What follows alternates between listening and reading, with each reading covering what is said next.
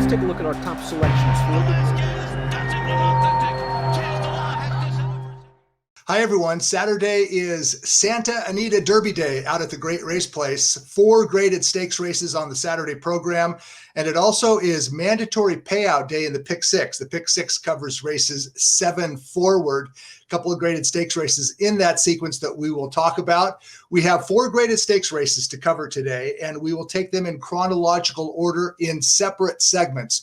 Race 5 is the Providencia Stakes for 3-year-old fillies on grass. Race 6, the Santa Anita Oaks for 3-year-old fillies on dirt. Race 8 is the big one of the day. It's the Santa Anita Derby minus Life is Good, a scramble of a field in the Santa Anita Derby this year. And race number 9 is the Royal Heroine for fillies and mares at a mile on grass. First up is the Grade 3 Providencia Stakes. It's a mile and 1/8 on turf, and the relevance of this race is to be determined. It's still early in the season for some of the top 3-year-old grass fillies. There is one clear favorite that we'll talk about in just a minute.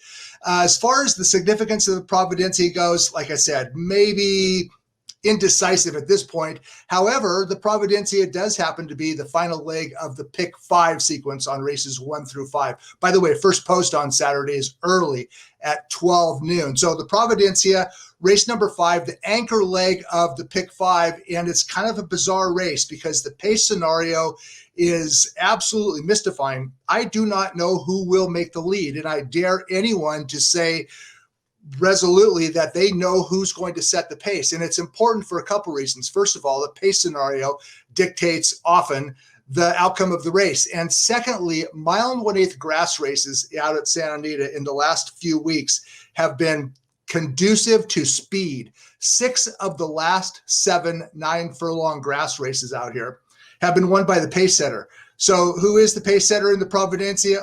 I don't know. I do know it's a good deep field, and there is one clear favorite. So let's go ahead and take a look at the lineup. A field of 7 3-year-old fillies entered, and the favorite is going to be number 4, Glowing Global, who has done nothing wrong since arriving from Europe. She's trained by Phil D'Amato, who is having a career spring now, I suppose, out at Santa Anita. He's winning stakes races left and right, all on grass. D'Amato specializes with grass fillies, grass horses in general. And Going Global is expected to be favored as she stretches out from a mile to a mile and 1/8. Among her rivals are a couple that finished behind her last time out, including Closing Remarks and Quattroel. They finished 2-3 behind Going Global in the China Doll Stakes 1 month ago, going 1 mile. And I don't really see any reason why the outcome should be any different than it was last time out. Let's go ahead and take a look at the stretch run of the China Doll, and you'll see Going Global on the far outside, rallying wide.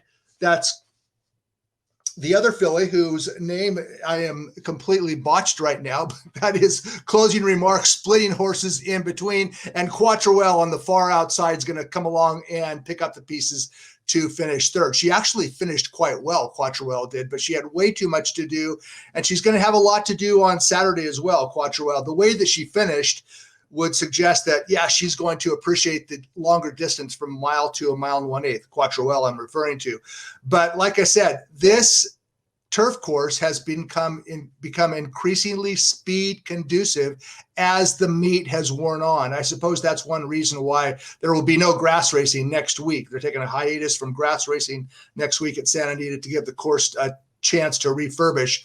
And Quattroel, she'll be finishing again, going a mile and 1/8 in the Providencia. And yeah, she can win this race. But when all is said and done, Going Global, who we saw rally wide, she did something in the China Doll that only good turf horses can do. She ran each quarter mile faster than the previous quarter mile. She went her opening quarter in 24.16, followed by a 23.54, followed by a 23.50, and she finished up in 23.12.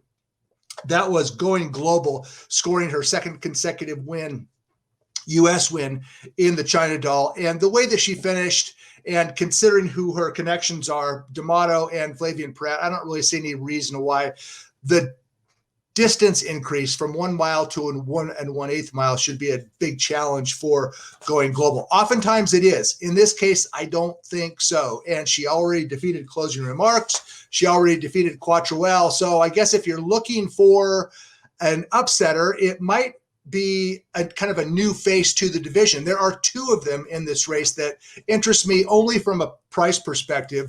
And one of them is number 5, Royal Address. I actually picked her over Going Global when Going Global made her US debut. That was an erroneous selection. But Royal Address, stretching out from a sprint, she actually ran better than the line looks last time out. I don't know if Royal Address can get 2 turns. I don't know if she can go 1 1/8, but she does have enough speed, assuming a clean break this time, to be forwardly placed, and maybe Royal Address has a chance at an upset. And the same thing applies to number 7, Ivy League. Now, it took her a long time to break her maiden. She finally did it last time out in the 6th start of her career. But she does appear to be getting better inch by inch, and she's a new face to the division.